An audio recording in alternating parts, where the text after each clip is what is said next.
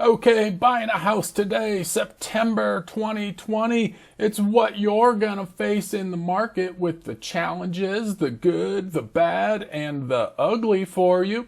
All right, I always forget at the beginning, so I'm gonna say it. Go ahead and leave a comment and hit that like button right there. And we're gonna go into our next slide. So today's housing market's kind of going crazy. Talking to some realtors the other day, they say that inventory is through the floor. Houses come on the market and all of a sudden have 10 offers.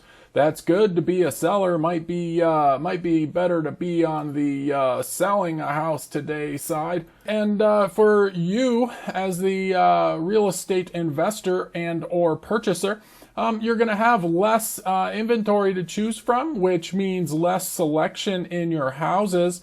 You might only have, compared to last year where you might have 10 3-bed, 2-bath homes in an area, you might only have 1 or 2 right now. It's kind of ridiculous. We're going to go to a news article in a moment that talks about it. Foreclosures. This is a big problem. Foreclosures being put on hold, people. Okay, the effect that that's having we'll also cover in another slide or two. Right now, there's a bunch of pressure building in the foreclosure market.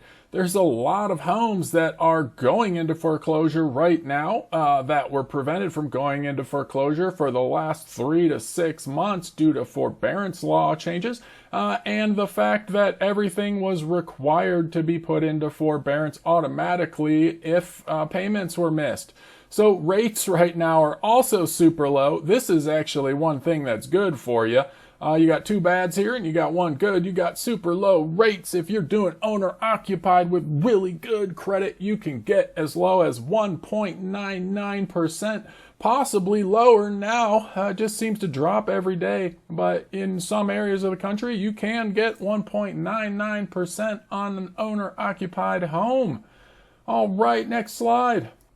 Okay, talking about inventory, this is the effect that it has on you. Inventory, if there's nothing available, then the houses tend to kind of get sold right away, you know. Like this guy here is going to go on the market and be gone in 24 hours or have multiple bids. So then selection of real estate. You know, you might be looking for a certain floor plan that was there or would be available had it been this time last year. And, you know, we'll cover in another slide or two why that selection will be available again very soon. And then the effect of low inventory is increasing prices like crazy right now. We're seeing massive appreciation. And by massive, I mean percentage points. In the real estate market, they say a crash is 5%, and they say, oh, prices are going through the roof if they go up 5%. It's like, who cares, people? Come on, it's not crashing, it's not going through the roof. But anyway, prices are going up quicker than they have in a long time due to a lack of inventory. Okay, we're going to go to a news article. So in this article, they say the hot housing market in Arkansas, and this happens to be in a lot of linear markets as well, linear markets being your boring backwater markets that nothing ever happens in. Well, it's happening now. The lack of inventory is making prices go crazy. This particular realtor here says he'll be honest, in 21 years, he hasn't seen anything this insane. Yeah, so if you're in the market right now, you're going to have to put in a bid the first day a property is on the market. And that's pretty much everywhere but the major cities. In the major cities, man, I'll tell you what, you can't sell a house right now. You can drop the price literally through the floor. And nobody cares because they don't want your big city house anymore, or condo, or high-rise, or whatever, due to the global sickness that's going on. I can't say it because I'll be demonetized. Not that I'm monetized anyway. I just, maybe in the future, if you hit that subscribe button right here, I think it's right there. Yeah, this realtor saying you better be ready to move quickly if you're selling your house, like within a couple days, because there could be a cash buyer. I think is what he's getting at. If your home's under 350 grand, you better have a place to go because it's going to be gone real quick. That's crazy. Okay, so that's kind of what you're facing for as far as the housing market being hot right now. Due to the low rates, everybody's getting out there and buying something that they couldn't afford last year. And then, everybody's trying to move out of the big cities into less populated areas, hence Arkansas going crazy. Nothing wrong with Arkansas. It's a good linear market there. Plenty of different homes available at really good prices, unlike the LA market where you would pay about $5 million for this house right here. This is probably like $200,000 in Arkansas. So yeah, people are going there. Houses are cheap. It doesn't cost nothing on your mortgage, 2% if you have a $200,000 house. It's kind of crazy. Okay, so yeah, that article pretty much covered all this time on market, selection, and prices. There's no selection because if you put your house up for sale, you literally have to have another house the next day because your house is going to be sold to a cash buyer. That is absolutely insane, like that realtor said in the article. Okay, next slide. So the other thing going on is foreclosures. They are just now coming back on the market in September.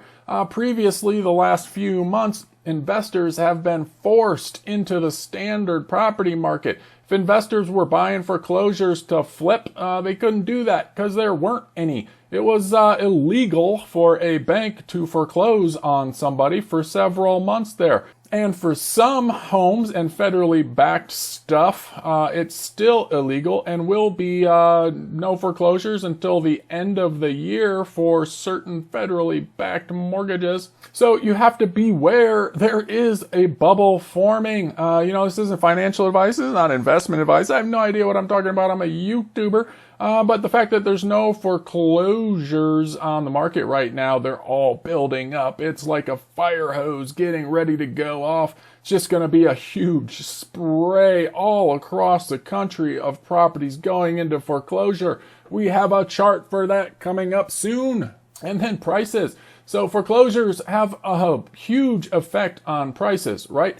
So if there's no foreclosures in your neighborhood, every house is for sale for full price. What the effect is, if you have 5 foreclosures in your neighborhood, like let's say there's 20 houses in your neighborhood and 5 of them are under foreclosure, like happened all over the country in 2008, then, it kind of lowers the prices of the rest of the houses in the neighborhood because nobody wants to buy a house when there's 2 foreclosures, one on each side of the new house they're trying to buy. They could buy that foreclosure for 10 or 15, 20, 30% less than your house and move right in. So yeah, that has a downward effect on prices when there are foreclosures in the market. Being no foreclosures right now, there's no competition. There's no competition for the normal seller. It's like they can just put whatever price they want on a house and it'll sell. It's stupid. It's absolutely dumb, but that's what's going on. We have an article for foreclosures here. We'll go check that one out. In this article, we have a bad word here. I can't say that, but it's driving a spike in zombie foreclosure homes. So people are getting foreclosed on now, and they don't even live in the house anymore. So there's all these houses that are going up for foreclosure. You can see, if this is an example of one. Basically, the yard's unkempt, and I don't know about this house. This house is actually really nice looking. But that's not the point. The point is that these foreclosures are going to go on the market and it's going to look like garbage in a neighborhood. Nobody's living in them. They don't care. The bank's just going to have to try to get rid of it as quickly as they can.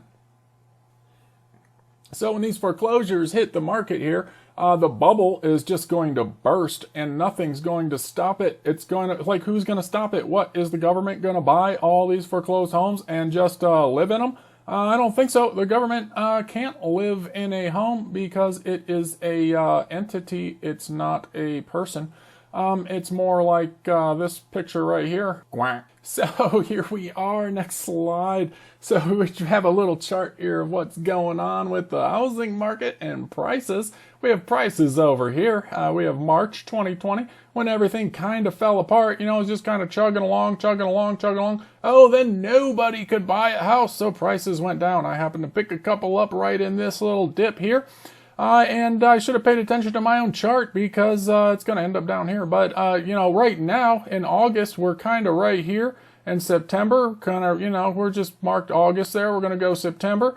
And then as we get closer and closer to the end of the year, it goes off of our chart through the floor onto the next slide below this one.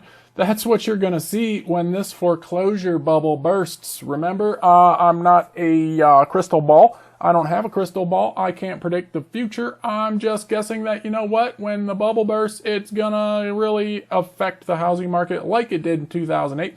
Prices are going to crash, everybody's going to freak out, and nothing's going to be selling. So yeah, that'll happen next year. So today rates are so low. In the future here, it's going to continue to be super low. I believe the Fed announced that for the next 5 years, they plan on maintaining a low interest rate policy or zero interest rate policy, also known as the ZIRP.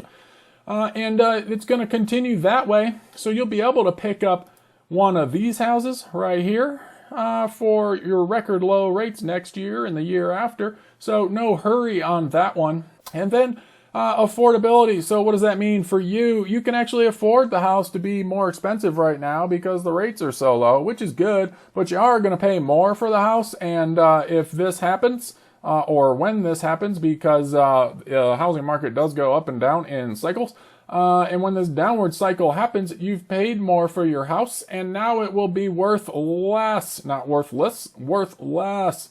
But it's affordable now. If you can afford the payment, maybe you have to jump into a house because you sold yours and you don't have a choice. It sold in a day. They want you out in a week, so now you got to figure something out. Well, at least it's affordable to get a loan. You can probably go live in a hotel for a month while that new home closes and go from there. And then credit. So if you maintain your credit rating through the next, this time here, all the way over under this house and into 2022, you'll be able to pick up some really good deals on some real estate. Now, the other thing that's going to happen as the recession kicks in and more people are affected, their credit ratings will drop, decreasing the number of people that are able to purchase a house. If you maintain good and or great credit, you're going to be ahead of everybody. And then the bidding wars won't happen anymore because that realtor will be like, hey, this guy has a 800 credit rating, 800 FICO. He can afford this house and get lending on it, so we're going to go with him. Instead of getting into a bidding war for these houses up here, eventually it'll be down here. There won't be bidding wars. And as long as you maintain good credit, you'll be able to get some really good deals below market value for sure. So quick slide on getting the best deal. Make sure you're pre-approved in today's market. You really can't be a cash buyer in most cases. I wouldn't recommend it anyway, but be pre-approved. Contact the realtor and or owner right away. We'll have another video on actually getting the best deal. And you can check out right up here our negotiating real estate video and its playlist. So hopefully that's a playlist that's right up here. I don't know. Okay, so you're going to contact that realtor and owner. You're going to build rapport. That's all in the negotiating real estate video there. And you're going to submit an inspection addendum. I also heard from my realtor buddies in the last couple days that home buyers were having to waive inspections and their inspection period so that they could get their bid accepted. That is absolutely ludicrous. I would never recommend it. Not that this is financial advice anyway. It's a YouTube channel. But I would never buy a house without having an inspection period and an inspection addendum. Oh my goodness, what happens if there's a $30,000 problem in the house? That is crazy. Unless you're a millionaire, put your dang inspection addendum in. Don't worry about it. They either accept your bid or they don't. But, if they're not going to accept it because you're putting in an inspection addendum, there's probably something going on with that house. Okay, so that'll do it for buying a house today and what you'll face in the market. Hopefully you liked it. There's a subscribe thing right here. There's a new video right here. And go ahead and like down there, like we said at the beginning. If you didn't like it yet, we got a problem here. Okay, all right. Hey, thanks everybody. Y'all have a good day out there.